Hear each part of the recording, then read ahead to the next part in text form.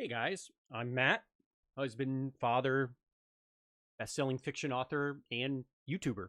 Welcome back to the channel.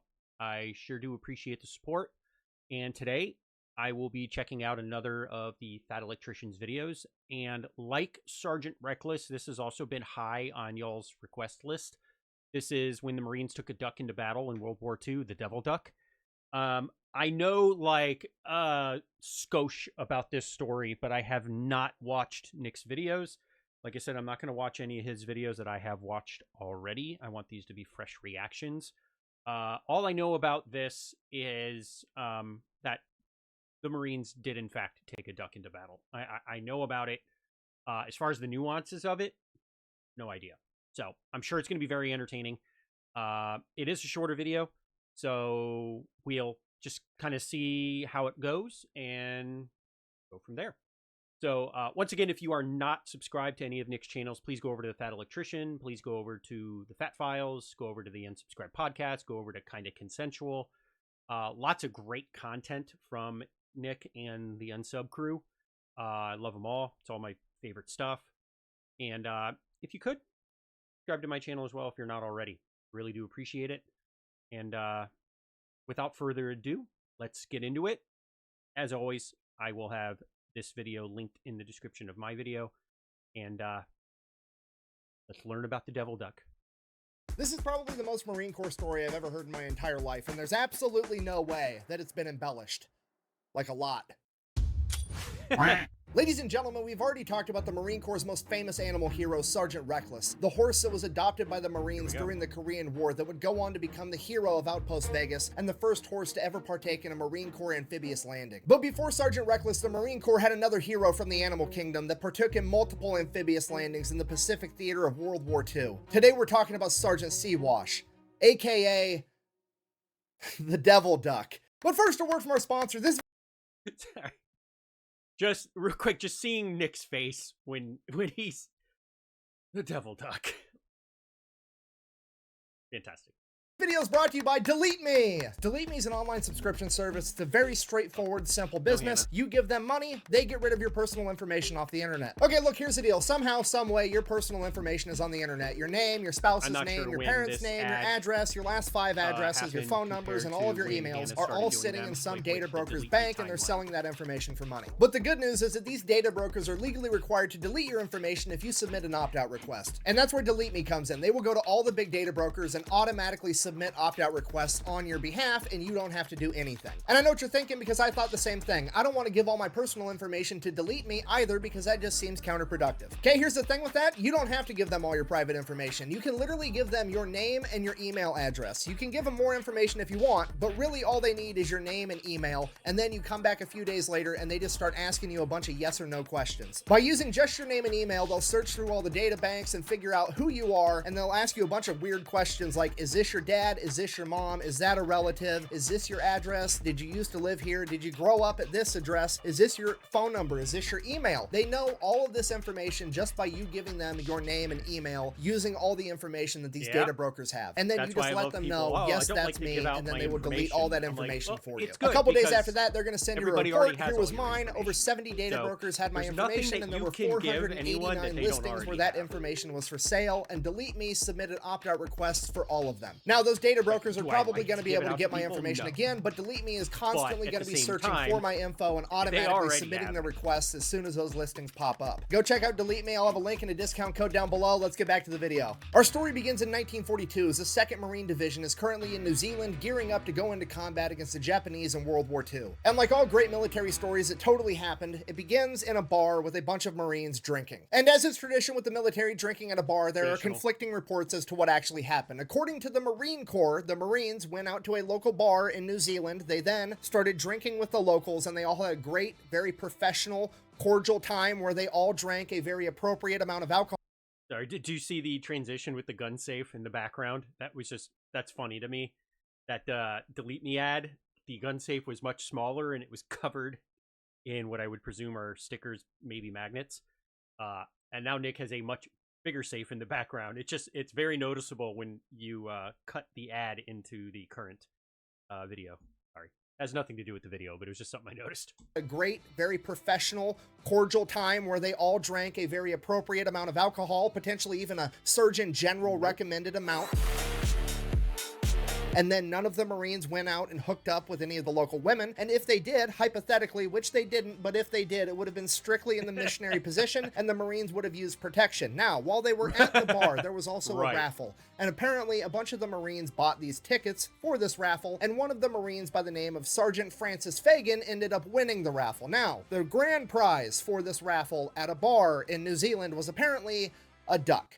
And that's what the Marine Corps says happened. Now, according to the other sources, mostly the personal accounts of the Marines that were actually there, and quite frankly, common sense, says that the Marines were at this local bar partying their faces off like they were about to go into the biggest armed conflict the world has ever seen. And while they were there, some of the Marines were playing poker with the locals, and the Marines apparently took all of their money, and they came back to the table, and they're like, all right, well, here's my prize duck. I'm going to put that up as a wager. And the Marine Corps ended up winning that too. And that, again, was Sergeant Francis Fagan, aka Pappy. Now, personally, I'm going to go ahead and err on the side of the Marines got hammered at a bar and won a duck in a poker game, and the chain of command didn't want to get in trouble for associating the Marine Corps with gambling, so they just made up some weird shit, like apparently bars in New Zealand raffle off ducks, but you can...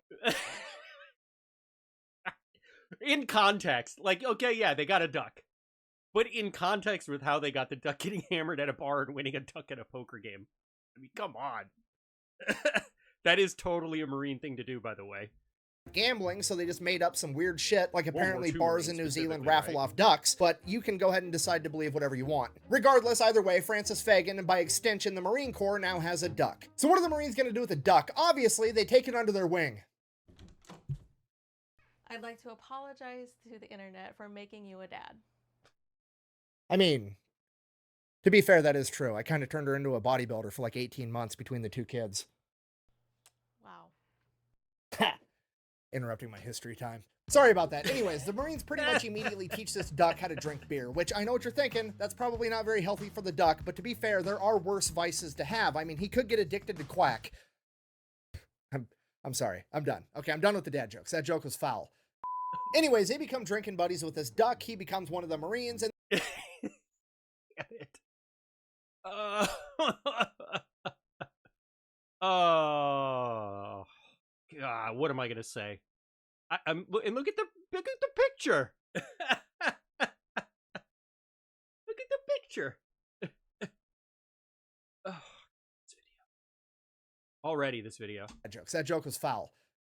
Anyways, they become drinking buddies with this duck. He becomes one of the Marines, and then time comes for them to all go off to war and actually engage with the Japanese. Sure enough, they take the duck with them. Fast forward, November 1943, the Battle of Tarawa. It's one of the bloodiest battles in Marine Corps history. Essentially, the Japanese have 4,000 soldiers dug in and heavily fortified on the Tarawa Atoll, and the Marines have to go in there and take them out. Now, what's unique about Tarawa is it is surrounded by coral reefs, and what that means is any traditional landing craft that America could use, like a Higgins boat, similar to what we used over in the European theater, would get hung up on these coral reefs, and the Japanese would be able to spray it with machine gun fire and artillery and mortars and kill absolutely everybody. The Japanese were so confident in these coral reefs and their fortified defenses that Admiral Shimasaki said that it would take 1,000,000 men 100 years to take Tarawa. But he didn't know that the Marine Corps had the LVT, the Landing Vehicle Tracked, aka the Amphibious Tractor, similar to a Higgins boat, except it had tracks on it. And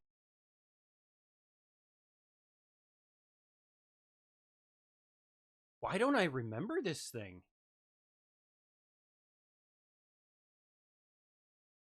Why don't I remember this? I've done so much research on World War II for various books that I've written.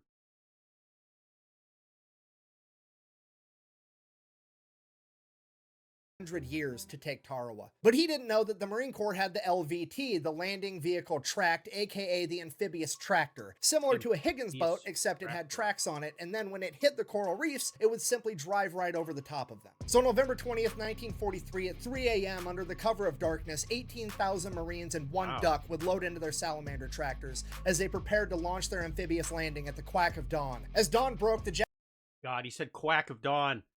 Nick. Stop.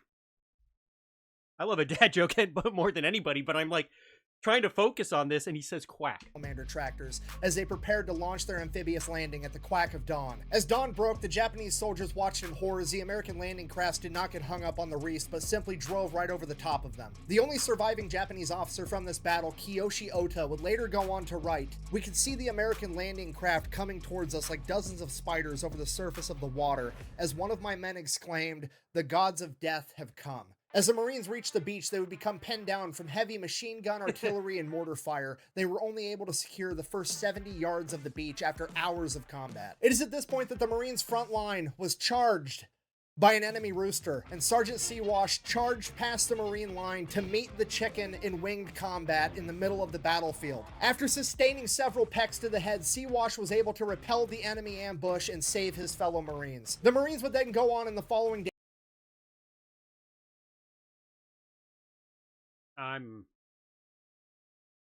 I'm inclined to believe him, but my mind initially went to Nick is screwing with me.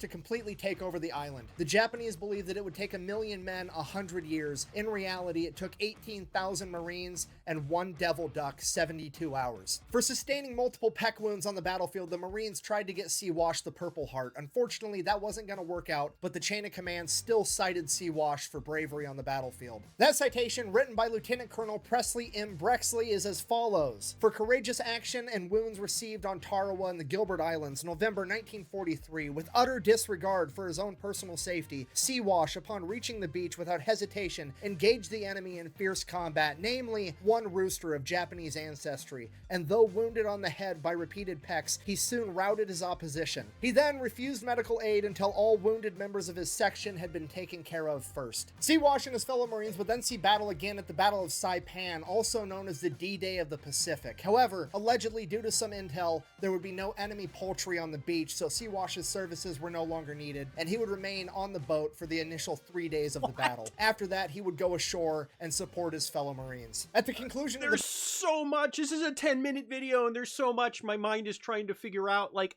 this just feels like... This feels like a...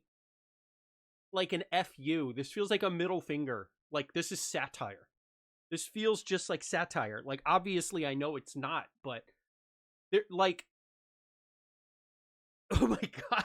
Battle of Saipan, the Marines had gained valuable intel regarding the neighboring island Nick of is so Tinian, straight-faced and they when would he's talking about it, immediately too. launch another attack to gain that island as well, and this time, the Devil Duck would partake in the amphibious landing. From there, he would identify an enemy duck that he would engage in build combat until forcing it to finally retreat. A couple of days after that, the Marines would take the island entirely, and shortly after that, Sergeant Siwash would lay an egg. Apparently, Siwash and the other duck I mentioned a minute ago were doing a little bit more than just fighting. Either way, at this point, the Marines now realize that Sergeant Siwash is in fact a girl, to which they're like, a woman. Treacherous snake. just kidding, they didn't actually care. In reality, they were probably giving each other a hard time, like, all right, who did it? Press up. Tania would be the last time Okay, who did it? that Sergeant Siwash ever saw combat. After World War II, she would end up getting sent back home to America with her fellow Marines and her primary caretaker, Francis Fagan. From there, the story of Sergeant Siwash picked up traction, being in Time magazine, having multiple radio appearances, being in a bunch of different newspapers, telling the harrowing story of America's one and only Devil Duck. And while all that's going on, she is partying her bill off with her Marines, drinking beer after beer, while also helping the Marines hit on young women. And I actually believe this to be the first historical...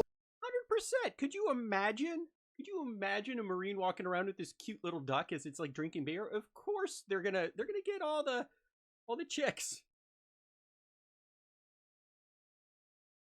Beer while also helping the Marines hit on young women. And I actually believe this to be the first historical appearance of the term wingman being used in relation to picking up women. Okay, I mean, look at this. Fagan and Siwash have more game than an Xbox. That Oh my god.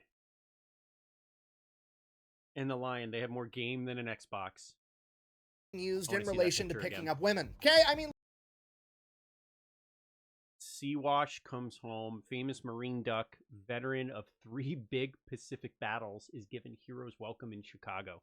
That is Awesome. Look at this. Fagin and Siwash have more game than an Xbox. That man's about to get more than an animal shelter. Over the next couple months, the publicity would die down and Francis Fagin would go on to become an electrician. And his great-grandson would also go on to become an electrician that had a pretty decent-sized YouTube channel. No, I'm just kidding. I'm not related to this guy. Anyways, Sergeant Siwash would also then go to live on a farm for an extended period of time until being called back into duty during the Korean War, where she helped with recruiting efforts. After that, she would finally retire to live out the rest of her days in the Lincoln Park Zoo in Chicago before passing away in 1953 due to liver complications, which prompted the Marines to release a statement saying that there is no reason to believe that her liver complications were due to her excessive amount of drinking during her time in service. According to multiple newspapers, her funeral service was then held in a taxidermy shop where she was then stuffed and currently resides in the National Museum of the Marine Corps in Triangle, Virginia. So in conclusion, this has been the totally real, 100% not embellished whatsoever story of Sergeant Siwash, aka America's Devil Duck. That time the Marine Corps won a duck in a poker game, taught it how to drink beer, then took it to multiple amphibious landings in the deadliest battles of World War II, kept it alive the entire time to bring it back home so they could use it to hit on women, and I think it is the most Marine Corps thing that has ever happened.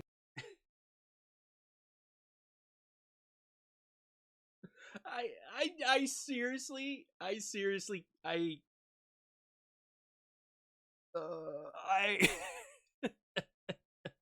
And if I'm wrong, you can tell me down below, and if your story's better, I'll do a video on that too. Thank you for watching. Best way to support the channel is go buy some merch over at thefatelectrician.com. Quack, bang, out.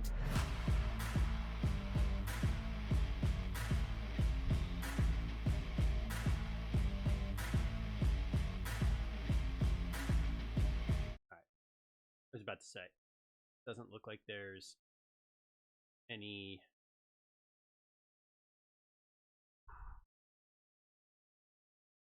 Okay. Yeah. Like I said, it's a short video, but oh my god, was that entertaining. That was awesome. It was absolutely awesome. Like, I know there's like a thing with like Marines and like animals. Like there's this like strange but cool like copacetic relationship with like some of these wartime animals. Not even just World War II, but just in general. And like Sergeant Reckless, Siwash, Sergeant Siwash, I think is what they called it, was just as entertaining. Honestly, if not, it was, to me, it was probably even funnier.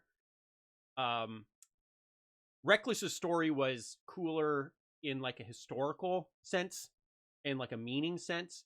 But Siwash's story was so entertaining. Such a good job. Great story. Thank you all for recommending it.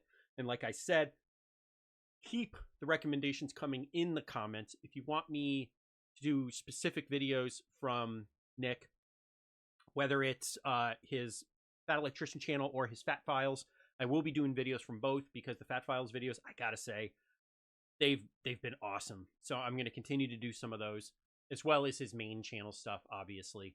But man, and again, if there's any other creators within the unsub family that you would like me to do, I think I'm going to look into Habitual Line Crosser, Ethan, and his USA versus the World. Those look pretty cool. I like that kind of stuff. So we'll see. But for now, what I can say is thank you for supporting me and my channel. And if you have any questions, you can find me on my website at mattjamesauthor.com. You can find me all over social media at the same handle. And we'll see you next time right here on YouTube. Thank you very much.